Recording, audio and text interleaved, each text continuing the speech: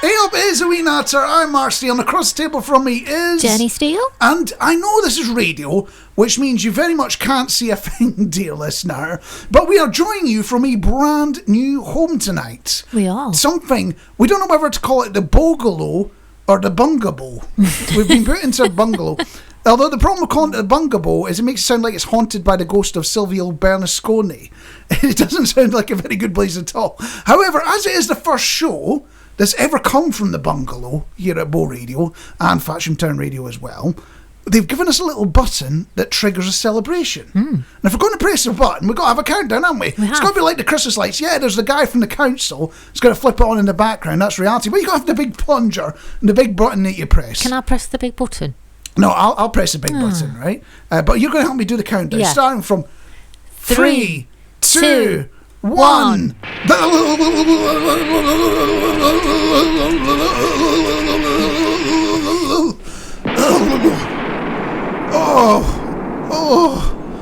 Oh, that properly hurt. Oh, not only did it hurt, the lights have gone out as well. So we're not off to a good start. Hang on, I do have some candles and some matches. Let's get some lights on.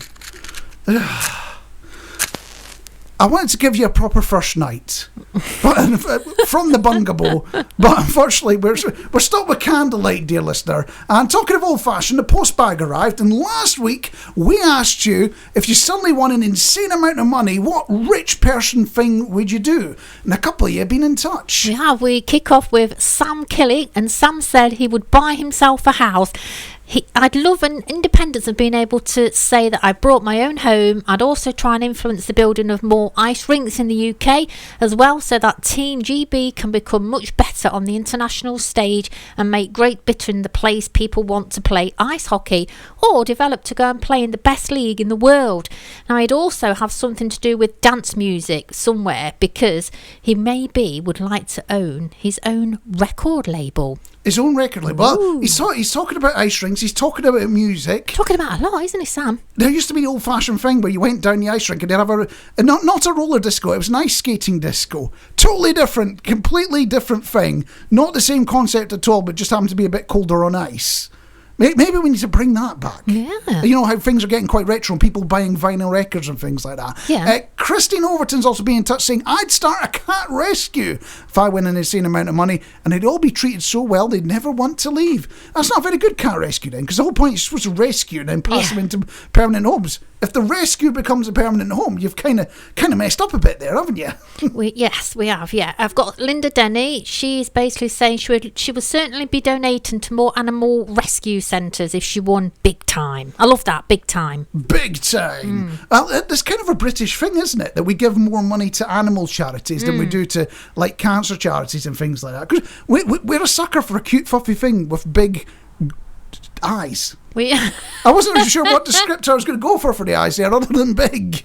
Louise Malison also in touch saying, if I won an insane amount of money, I would set up direct debits and standing orders for all my family and friends and lots of charities so they all have regular money coming in. And I set up a weekly order at your local supermarket so treats can be delivered every week. I assume she's talking to us or the cat or our cat. I'm not sure which. I reckon she's talking to Sooty, I reckon. You know, Beth Otterber's also been in touch with us. And they also say that they would share with those that they love, and also share with cat and dog rescues that she knows needs our help. Well, the few of those. Where we're getting to is that if any of us win the Euro Millions, this is you, dear listener, or us, cats are going to be well fed in this country. We're coming to that conclusion. Kathleen Jones saying, I would buy myself and my grown-up kids some really nice houses and an animal shelter. And Chris Curley also in there saying, insane money, I'll look after family, but mostly animal rescues. Some of them really struggle for funds. That is very true, isn't it? It is true. Nancy Berich also, I would pay off credit card bills and donate some to charity. Would you pay off credit card bills, do you think? Or you've got such an insane amount of money that you can ignore your credit card bills, run to the other side of the world to your own private island, and you don't have to pay a thing. Anne Nolan saying, I would treat all my family to fantastic holiday in Australia or Maldives. Oh, that does sound good, doesn't it? It does. Cheryl Warner, again, if she won big time, she'd donate to animal charities like Christine and have a cat rescue, and you can all be the manageress. Well, Sooty can be the manageress. We've got somebody literally called Period. as in the full stop. Oh, okay. And what do they want to do? They would spend, if they won an insane amount of money, they spend the whole thing on a Porsche 911 GT3 RS, which I assume is a very good car, but I've not been up with cars for a very long time. I drive a I don't want to say it's boring, but it is very much it gets you to work, reliable, not very exciting car. Yeah, I can't picture it, to be honest. I'm gonna have to have a Google. Hank's been in touch with us, and when he wins a lot of money, he will buy himself a new car. As you do. Go for a very, very luxury holiday to Aruba or Curaçao and help some friends with some small finance problems. Some money I will give to good causes like cats and children. The rest of the money we'll put in a bank account or fund. Get a bank account or fund, but he doesn't like to take risks. Oh, so it'll all be very planned and very managed and very strict. Yeah. And on that note, and while I go to find a fuse box to put the lights back on, because as much as I love candlelight, dear listener, it is very 1960s. It is very, or even 1970s, rolling blackout. And they're not even scented either, are they? No, they're proper old-fashioned emergency candles you keep under your drawer. So while I go and find the fuse box to put the lights back on, here's something appropriate for our first night as Mark and Jen in the Bungalow. From the film, it's one of my favourites. It's Bend It Like Beckham. But you have to watch it with me, don't you, Mark? It's, well, you say watch. I've seen it about 16 times now. I love it. It's a bit like the whole thing you heard about the US Army and they used to play Barney the dinosaur on loop. It's that sort of level of fun to me see now. But it takes me back to a certain time in my life as well. Supergrass moving more than a couple of years ago. It's A Wee Natter on Bo Radio and Fatsham Town Radio as well. As we might have mentioned, Bo Radio has moved home and it's not going to change a single thing, dear listener. But when I heard it was going to happen, two words struck fear in me. Oh, go on. Do you know what those words were? No. Moving house. Those two words, do they strike fear for you? Yes, they do. Yeah, because it's so much effort moving house, isn't it? It's ridiculous. 9 months later, you're still keeping the kettle in a pile of moving boxes in your living room. I know. And why do moving boxes cost a huge amount of money? I know. We've got boxes in the garage that will never, ever see the light of day. You've got to be honest, haven't you? Yeah, and I bet you've got some in the attic as well, dear listener. So it got me wondering, what other two innocent words strike fear in you? Because you hear the word moving, it's totally fine, it's totally normal. You hear the word house, it's fine, it's totally normal. You hear the words moving house, you get 1,000-yard stare on. Ooh. So another couple of pairs of words that come to mind that get you that fear factor going on. Rail replacement. Oh, yeah. You might as well walk. You'll get to London 100 times quicker. Or unexpected guests.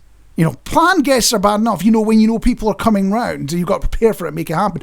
Just guests chapping on the door. We don't do that in the 2020s anymore. We don't just randomly turn up at somebody's house and going, is it all right if I come see you? No, that's true, isn't it? That's true. I bet you'd have a proper freak out if it happened. You see, I know you just mentioned it, but that did give me my stomach drop then when people turning up randomly. I think I haven't had time to nip to the Co-op or Tesco or somewhere and get the good biscuits in. But if they'd done it 20, 30 years ago, you wouldn't have cared an iota and you'd been quite happy for it. It's kind of weird. So I'm not going to open this up to you, dear listener. What two normal words, when you put them together, put the fear in you? So just two normal words that on their own, no trouble at all, but you put them together and hot sweats, cold flushes, you name it, all the bad problems occur. Talking about interesting, we've got a couple of topics on the go, and one of them was if you won serious money. We're not talking like you won money on a scratch card, or even you just won the normal lottery. It's like Euro Millions money we're talking about here. Not the pools, Euro Millions money. Paula Elsa's been in touch saying, I'd go on a lovely holiday to the Maldives, give some money to my family, and then donate to a number of amazing charities. That doesn't sound a bad deal at all. And the other topic we've got going, dear listener, is take two words that, if they're on their own, there are no trouble at all, but you put them together like self and checkout, and it just draws fear into you. And a couple of you have been in touch on this one, haven't you? Yeah, Dave said hard up. Hard up? Yeah. Does that mean like you've got no money? There are two ways that brings fear. One of them is that you're going to become hard up, and that is really worrying. That's genuine. I can totally see that's true. The other one is one of your mates coming out going to say, I'm a bit hard up. It's like, oh no, you're going to ask for money, aren't you? Yeah. This isn't going to end It's like well. me to you. Yeah, it happens every week, dear listener. It does, yeah. And Cheryl Warner, Costa closed. Oh, Well, that will strike fear into me as well, actually. I take it you're both coffee fiends then. Yes. And I think I've got to do what the kids call a shout out. So you'll have to do your own car horn sound effects, because I think that's how they do it. It's a shout. That sort of noise. I thought that's what they did when they're down with the youth. And they say things like blood and things like that as well. And fam. And fam, yeah. I assume that fam are related by blood. Or is that a bit too complicated? It's too complicated. Anyway, got to give a shout out to Mark Wardle, who is currently at the Royal Oak Quiz. And this sounds like a tricky decision to make, dear listener. Mm-hmm. Do you go to the pub quiz with Mr. Wardle, or do you listen to A Wee Natter on Bow Radio and Fatcham Town Radio? And there is a solution to this. You turn up to the quiz, but you have a little earpiece where you're listening to A Wee Natter as well. I like it. You could get the best of both worlds. Also in touch, we've got Glyn as well, who's currently listening from the pub. I like that as well. Another one from the pub. There are far worse places to be listening to, saying sounds great. And back to our topic. We had a little topic where we're asking about two innocent words. You bring them together and it strikes the fear of God in you. And Vicky Fairweather has been in touch from West Norfolk saying, hi Mark and Jenny, glad the radio station move went well. Well, I'm guessing it's going well. We think we're on the radio. We think we're all right, Vicky, yeah. The only thing I thought of so far are two words which are okay on their own but scary together is perhaps public speaking. Oh. And she's also asking for a nice wee song, You by 10 Sharp, please. We might be able to do that for you. You have to have a wee listen and find out. But also being in touch on the topic. Yeah, we've got Stephen Hall, and I think this might go for quite a few people as well. Card only. Knowing yet they like the self-service checkouts, or anywhere really. A lot of places now just say card only, don't they? Yeah, and I get that, because not everyone has cards, and people like to use cash and things like that. But then I'm on the other side where I see cash only, and that strikes fear in me, because I've got to the point where I just don't carry cash around with me anymore. It's all about cards and electronic and things like that, which means that when the power comes out and the apocalypse comes, I'm going to be completely screwed. You get caught out though, don't you? Because if you don't ask, sometimes you get, oh, it's cash only. Like, oh no, I've got like £1 in my pocket, and you've just brought a cheese cob and it's like £3. You can have €10 that have been in my pocket for a couple of decades now. Mark. What? I've got Cheryl Warner's come back on those two words that strike the fear of God into you. Ooh, go on. What two words? Public toilets. I'm not sure it's fear and more just repulsion rather than fear. It's one of the things where you go, I need to go, so it's going to have to happen. Yeah. You're going to have to brave it. The thing is, you know, every time I go, there could be about 12 cubicles, all free. The one I pick is the one that's run out of toilet paper all the time. That's because all 12 of them are run out. Probably, yeah. What happen. And also, how is Loo of the Year a thing? How do you get... Because some of these toilets you walk into, they have a certificate up there that says Loo of the Year. I know how to do it. Usually from a year that's not even in this century anymore. Yeah, do you know how? How to do it? They just put a vase of flowers. That's it. That's what you got to do. A few carnations, a bit of daffs, and you've got it. If I knew life was that simple, I'd carry on with that. And talking about if life was that simple, I think we're going to dip our toes into international politics now, dear listener. Oh. Which is not something we normally do on this show, is it? No, not really. We don't really do politics. No. We don't really do international politics. But there is something involving the Russians that I can't let pass, dear listener. I know it's not the thing you're thinking of. Although, actually, what are you thinking of? If I say the Russians have done something. Move on. Well, back in 1956, Nikita Khrushchev said, yeah, you Brits, you can fish in the Barnett Sea. Something that's been supplying chippies for, decades now, since that point. And actually, on that note, why do chippies only open for a few hours a week and never on a Sunday? I don't know. That's a good point. I've never got the point of that. Back to Russia. Or the Soviets in those days, Russians nowadays. I work with some Ukrainians remotely, and they would murder me if I didn't make the distinction between the Soviets and the Russians. Don't want to get them all mixed up. But the Russians today have decided, no, you can't do that anymore. You can't get your fish for your fish and chips from the Barnett Sea anymore. Get your fish and chips while you can. That's it. So that's the decision we've made. And that's not even the most offensive bit. Taking away proper British cuisine and making it unavailable. Yeah. That's not the most offensive bit. The spokesman for the Russians has said, I'm not making this up, now let them lose weight and get smarter about us Brits. I've got me wondering, has this guy even tried fish and chips? Admittedly, it's not as nice on Skeggy seafront nowadays, especially with that pungent aroma coming from the North Sea. But I bet if he had, he wouldn't be turning off the taps unless he's trying to keep all the fish and chips for the Russians. Yeah. That's the conspiracy. That's what's going on. That's the real story, dear listener. Jenny approached me, dear listener, and said not 2 words have brought fear to me. She said 1 word. It was bingo. What's that all about? Bingo. I know a few people that have recently been going to bingo, and it kind of got me thinking, do they still have those like seaside town setups where you all sit in a line and you like push the slider to mark off your numbers, and then, you know, if you get like just 4 corners, you don't get a win, you get like half a win. You used to get like tickets that they tear off. You get a strip of tickets, and then it take you about 500 tickets, and you can get something like a polystyrene plane or something, or a keyring. Do you know what I mean? I know roughly what you mean, but I'm imagining this sort of situation where it's going to be in a rundown bingo hall. It's going to, despite the fact you've not been allowed to smoke indoors for about 20 years or something like that now, it's going to stink of fag ash. And there's also going to be somebody at the front bored out of their skull going, 2 fat ladies, 88, into a microphone. Or just call the first number and say bingo anyway, just for the crack.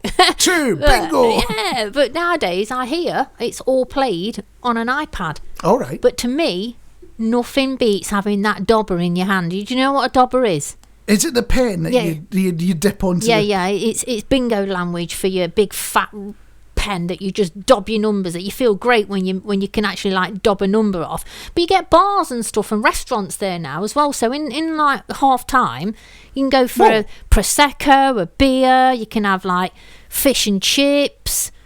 Yeah, I didn't realise there was a half time in bingo. There's a half time, yeah. Did they get like little cuts of oranges? Is there some like half time entertainment that's on? Yeah, you can have half time entertainment. I think you just play like the slots and stuff. But I thought, you know, if you've had too many sherbets at half time, does the iPad like play for you automatically in case you just can't cope with the second half? Well, I think the important bit is that you don't use your dobber on the iPad. You'll be able to play like one round.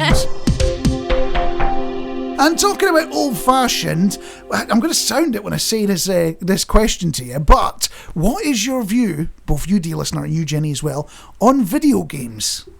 Do you mean things like Sonic the Hedgehog? Yeah, things like that. I don't mind. No, to be honest, no. Have you got any favourites at all? I used to play Mortal Kombat. Mortal Kombat? Yeah. Yeah, Sub-Zero. I used to play Grand Theft Auto, and I've been playing one recently. It's about Cute Wee Cat. Called Stray, but it's set in the future, and I'm very early into the game, and I get the feeling it's all going to go a little bit downhill. I'm not sure whether I want to see the cat getting into trouble or not. No. I'm not sure whether I want to continue playing or not. But how do you feel about the concept of robotic lawnmowers? Oh. So just imagine you win the lottery, you dear listener and us as well, win the lottery, and we can afford one.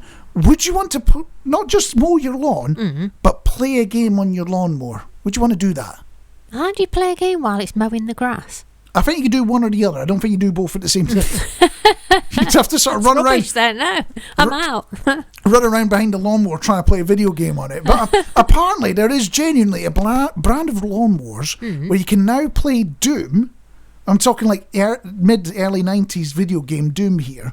You can play that on the little screen that's on the lawnmower. See, I don't know what Doom is. If you're talking things like Sonic or Paperboy, you know, things like that, then maybe, you know. I think it's a sort of era, but a bit bloodier, a bit more gory and things that. Because you've got to shoot demons, if I remember correctly. It's been so long since I've seen a video game Doom, but apparently you can play it on a 2-inch screen, which it doesn't sound fun, does it? Not at all. Personally, I'm not interested until you can have your backside handed to you by a 10-year-old in Call of Duty. Then it's going to be a proper video gaming console, isn't it? On the topic of bingo, of all things. Well, Mel's been in touch and says apparently they don't shout at house in Edwinstowe. Do you know what they shout? What do they shout? Bungalow! Because we're in the bungalow! Excellent. That's what that is. A Wee Natter is in the mix! I think that's how the kids put it. And in case you've been living under a rock, dear listener, it's an election year this year, apparently. Not just for a mayor. Whether we ask for that or not, we're getting one of those. We might even get a general election, and you will hear all sorts of promises in the build-up. But no one is dealing with the unimportant issues. And we want to change that. We want to bring the Power to the people! As part of something we call... which isn't just an excuse for me to play Alice Cooper every week. Although I do enjoy it. Yeah. And this week we are tackling public transport of all things. I'm not asking for more of it or less of it. The proper serious people can do that, dear listener, right? Mm-hmm. There is a problem that you will encounter on every journey. Doesn't matter the form of transport. It can be on the train, it can be on the bus, it can even be on a tram if you trek down to Nottingham. But on every journey, there will be music, films and phone calls all on loudspeaker. Oh, yes. Everyone on the bus has to watch the film with you. It's never a good one, though. They're never watching good videos. They're never watching good TV shows. It's always rubbish ones. And we'll have to watch it as well. And when did taking calls on a speakerphone become a thing? That really winds me up big time. I know they used to do it on The Apprentice, and I last watched The Apprentice about 20 years ago when it first started. But where did everyone get into this habit of, I don't take a phone call by putting a phone up to my ear like I used to do for the past however long I've lived? Yeah. I shout into it like it's a brick that I hover in front of my face. When did that become a thing? And then they can't hear that person. Sorry, I can't hear you. I'm on the bus now. I feel like tapping him on the shoulder going, put it to your ear then. And then you just might hear that other person. Well, you might not be able to hear them, but everyone else can. Yeah. So we need a solution. And there's a couple of options. Everyone that does it has to donate their phone or laptop to charity as they leave the bus. Yes. Although I can see that one getting a bit violent, a bit problematic. So even better, the conductor gets to wander up behind them and then give them a quick blast like this. You know, they could be in the middle of an important conference call, you know, millions of pounds in dollars or whatever going on in some big serious business thing, and then the conductor just wanders up and goes... Got any vacancies? Sadly, I want that job. Sadly, I don't think it'll work. But if you have an unimportant thing that needs a solution, then do get in touch, dear listener. We want to hear about it. We want to deal with it in the next episode of Elected. Few be in touch, including Carol O'Malley saying, love listening to A Wee Natter. It rocks. Jeez, never been told I rock before. Except we've just played the least rocky song ever. So we've very well timed that one, but we like the sentiment. We're on board with you there. And in just a moment, talking about going board, in just a moment, we will be doing the ancient out-of-date quiz that I made over a decade ago. We're working our way through the questions, aren't we? Yeah, but something's putting me off. What's putting you off? Somebody's left a packet of the good biscuits in the corner of the studio. I didn't realise there was such a thing as good and bad biscuits. Boxes. They're double chocolate chip cookies. I don't know whose they are, and I won't have one, I promise. But my eyes keep rolling over to them. And there was a quiz, like a pub quiz that I wrote over a decade ago, forgot about and found in my Google Docs. I thought it'd be good to go through all the questions, about 100 of them. We're working our way through them, about question 20 or something like that. Something like so we're that. making good progress, dear listener. And the next question is on our list. And the thing to be careful about with some of these questions, they might be a bit out of date. There's some very out of date ones coming up that mention things like the Queen. And, you might have to go, well, when we're talking about it at the time. Yes. But anyway, no, this one is a timeless question. I think we'll get away with that. And the question is, they're famous for helping humans travel long distances in hot deserts. However, what does a camel store in its hump? You're giving me a very blank look. Well, I'm thinking the obvious, but now I don't know anymore. You're thinking the obvious, but you don't know. Well, if you think you know, dear listener, there are no prizes, but you can get in touch. It's A Wee Natter on Board Radio, where we're playing the pub quiz that's about a decade out of date, basically. That's what's going on here. And we asked the question, they're famous for helping humans travel long distances in hot deserts. However, what does a camel store in its hump? And Jenny gave us an answer. She didn't do it on the radio. She told me what the answer was while those songs were playing. And here's what the answer is. It was not right, Jenny. Who else has been in touch? Stephen Hall, he said milk. Sadly, that's not a right answer either. However, Maureen Stott, Cheryl, Henk and Vicky have all came together with the same answer. It's slightly different wording, so it's things like fatty tissue or fat in the humps and things like that. I've got fatty tissue myself. I think we've all got fatty tissue, especially after COVID. But that answer is... It is the correct answer. It is fat. Hey, fatty boom boom.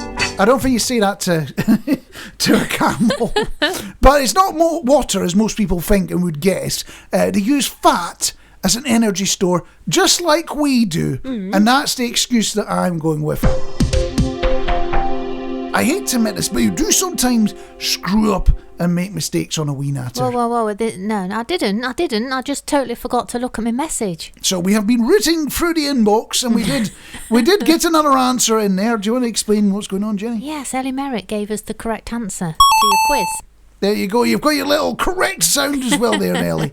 And on a slightly different note, I don't know if you've noticed, but vinyl seems to have made a bit of a comeback, hasn't it? What do you remember about records the first time round? I remember my very first record that my dad got me for my birthday. I got a record player as well. It was a 12-inch version. Oh! Street Life by the Crusaders. And you know what we forgot to buy? What? The needle. So it was just spinning around, not making any noise. Oh, I can't believe it. Dad, the needle. Isn't that song like 12 minutes long on the 12-inch version? It's excellent. It goes on and on and on. Not in a bad way, but it just keeps going. You're like, how is there more song? But then, the other thing is, when you've got your needle in, if you don't keep on top of it, you get a load of fluff build up on your needle, and then it just goes to the end of you think, what's going on here? And yes. Scratches your record. Skipping, scratching, all sorts of problems. Personally, I'm not a fan of vinyl. I'll be honest up front. I do enjoy myself with some music, but it's just too much of a faff for me. What about when you stack your records? Were they 7 inches? Were they 7 inches? For the stacking ones, probably, ones, and they're supposed to come down one at a time and the whole lot fall down in one go. I've had that before as well. Well, there's just too much of a faff for me, vinyl. The boss isn't a fan of how much space a turntable takes in the office when I want to listen to a few songs while I'm working. But somebody's done some research related to vinyl. They've done it over in the US. What percentage of vinyl buyers do you think own a record player? 2%. 2%? I think it's a little bit more than 2%. Let's go with 33. 50%. Woo! So only half the people that are buying vinyl records have something they can play it on. I did wonder that when you spoke about vinyl records. I did wonder if they'd actually got the record player as well. Because it's such a faff to play a record, isn't it? And yeah, it'll be scratching, it'll skipping, and it all sounds like it's come through a wet sock as well, unless you've got really top-end equipment. Oh. Can you remember when you used to do like hospital radio and you used to have to get your 3/4 turn on? Oh, because it takes time to spin up, so it doesn't go when you start again, things like that. But, this 50% that are buying the records but don't have the turntable, are they literally getting it out of the sleeve, staring at the grooves and saying, I bet this sounds awesome. Yeah, and it smells gorgeous. I used to like to go into Selector Disc. That used to smell nice. Smell of vinyl, can't beat it. I guess if you're into it, you could just be huffing vinyl. Yeah. There should be a smelly candle. Vinyl. I'm sure there probably is one. But it got me wondering if this pattern applies to other hobbies. Like 40% of people that purchase car mats own a car. Or 20% of football owners actually play with it. And the other 8% use it as an ornament on the mantelpiece next to the ceramic dog. Why does everyone have a ceramic dog? And we do like for you to get in touch. If you want to get in touch, our phone line is always open, 01623 888 730. Or you can email requests at bowradio.co.uk, which is exactly what Nancy has done from Garland in Texas, which I'll admit, I didn't know where it was. I knew where Texas was, but I had to look up. It's Dallas-Fort Worth area. And when I think Dallas, I'm taken back to the 80s and the Dallas TV show. Ah, yeah. That was the one where it was all a dream, wasn't it? Yes, I think it was. That was Bobby Ewing, wasn't it? Didn't he? Wasn't come back in the shower or something? Yes, I suddenly came back to life in the shower. It was all a dream while I was having a shower and things like that. So Nancy's saying hello, so we are saying hello back as well. Hello.